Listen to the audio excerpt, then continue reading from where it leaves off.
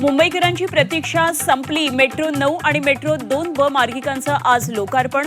तर ठाणे बोरिवली भुयारी मार्गाच्या कामालाही होणार सुरुवात। बीकेसीतील पॉट टॅक्सी प्रकल्पाचंही होणार भूमिपूजन।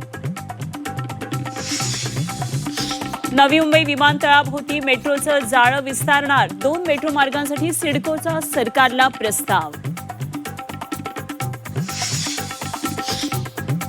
भोंदू अशोक खरातची मुलगी ही चौकशीच्या फेऱ्यात। एसआयटी टीम तृप्तीबाला खरातची चौकशी करणार। सूत्रांची माहिती तर संध्याकाळी 5 वाजता एसआयटी प्रमुख तेजस्विनी सातपुतेंची पत्रकार परिषद। चमत्कार नाही, हात चलाखीनं धमकावत महिलांचं शोषण केलं।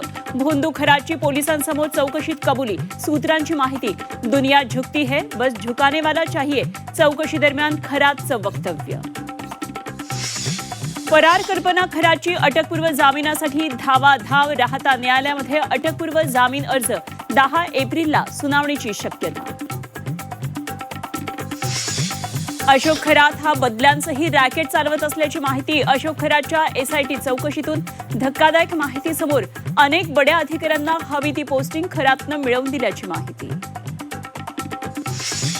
राजकारणात परिपक्वता लागते। पार्थ पवारांकडे परिपक्वता आहे की नाही माहिती नाही। शरद पवारांचं मोठं विधान।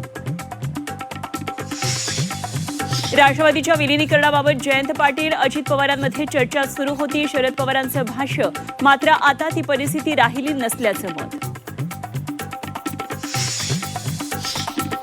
पीएनजी सुविधा असलेल्या भागामध्ये आता गॅस सिलेंडर मिळणार नाही। अन्न व नागरी पुरवठा विभागाचा निर्णय। ग्राहकांना 30 जूनपर्यंत पीएनजी कनेक्शन घेण्याच्या सूचना। अमेरिका इराण संघर्ष आणखी चिघळणार। युद्ध समाप्तीचा प्रस्ताव इराणनं फेटाळला। तर गरज पडल्यास एका रात्रीत इराणला उद्ध्वस्त करू शकतो। ट्रम्प यांची धमकी, ती रात्र आजही असू शकते। इराणला गर्भित इशारा।